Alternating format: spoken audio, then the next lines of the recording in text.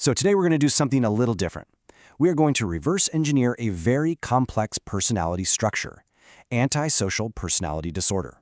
We're setting aside all the sensational headlines to really examine it as a system, a kind of technical blueprint with distinct components and, measurable impacts. Let's dive in. This right here, this is the core question we're deconstructing. Forget the movie villains for a second. We're looking for the technical specs, the behavioral blueprints that actually define this personality structure out in the real world, both clinically and socially. All right, here's our roadmap. First, we'll deconstruct the personality itself. Then we'll get into the statistical reality. How common is this, really? After that, we'll jump into a high-pressure arena to see these traits in action, analyze their pretty paradoxical outcomes, and finally, zoom out to recognize the broader pattern in society. Okay, first things first, we need to strip away all those layers of media hype. We've got to move past the popular, kind of splashy terms and build our analysis on a precise clinical foundation. The main clinical term we're going to be working with is antisocial personality disorder, or ASPD. Now, you've probably heard psychopathy and sociopathy thrown around a lot, but ASPD is the actual diagnostic framework. It describes this persistent pattern of behavior that just fundamentally disregards the rights and well-being of other people. This is our technical baseline for this whole deconstruction. So if we're looking at this like a schematic, these are its core components. These are the functional parts. You've got a lack of remorse and empathy, which basically acts as a total disconnect from consequences. Then there's this tendency toward manipulation and grandiosity, all for personal gain. And you see a consistent pattern of impulsivity, thrill-seeking, and a really dominant self-centered way of dealing with people. These aren't just quirks, They are the operating principles. Okay, so we've got the core components defined. Now we can start to quantify the scale of the issue. And let me tell you, this isn't some rare anomaly. It's a statistical reality, and it has pretty significant public health implications. This quote right here from major public health research, it just sets the stage perfectly. It highlights this critical disconnect. The impact of personality disorders is massive, but public awareness? It's surprisingly low. And that's really the central problem we're looking at. And our understanding of this problem has really evolved over time, as you can see here. Back in 1994, the estimates were pretty low. But then, between 2001 and 2005, a huge NIH study uncovered a significant jump. The latest diagnostic manual, the DSM-5, now gives this wide range, acknowledging some uncertainty. But that NIH study, it's still a critical, really eye-opening piece of the puzzle.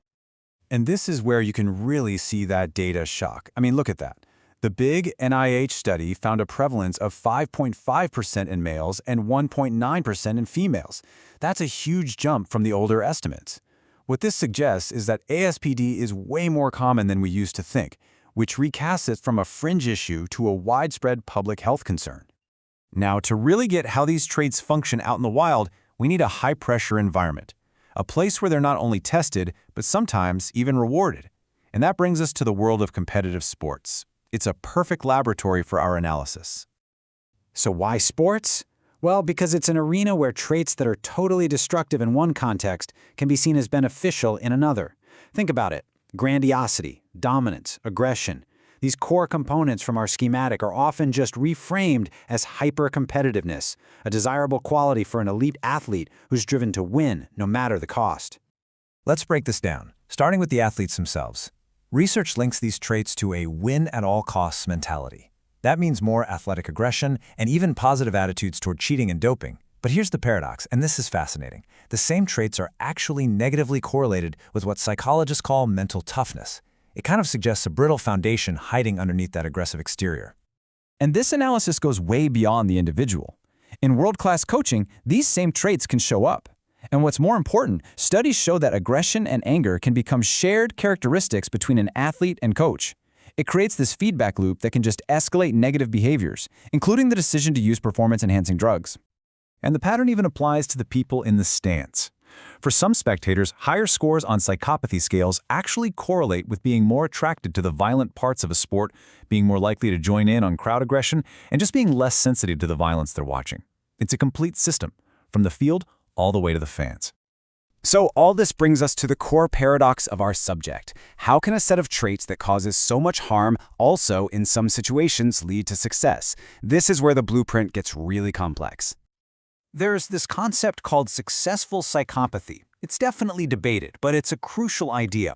It suggests that certain psychopathic traits, like fearless dominance, a total lack of anxiety, and a kind of superficial charisma, can actually be used to achieve incredible success, whether that's in business, politics, or sports.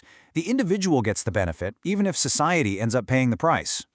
And this slide just lays out that duality with stark clarity. On one side, you have what looks like a competitive edge, fearless dominance, charisma, hypercompetitiveness. But on the other, you see the corrosive effect, a positive attitude toward doping, a tendency to cheat, and a willingness to engage in aggression. It's the same underlying schematic, just producing two vastly different outcomes. Okay, let's zoom out from our case study for a minute, because the implications of this personality structure are society-wide. We really need to recognize the full pattern here. The consequences just ripple outwards from the individual, causing a ton of societal friction. We see it in broken families and relationships, in toxic workplaces that suffer from occupational dysfunction, and in a much higher prevalence within criminal justice systems.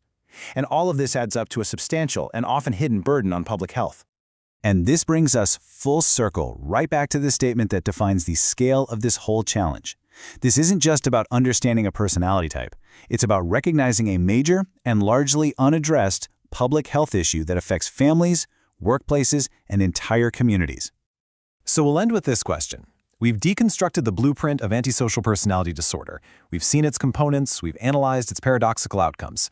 The final challenge is this. In a society that so often mistakes confidence for competence and aggression for strength, how do we begin to redraw the blueprint for success?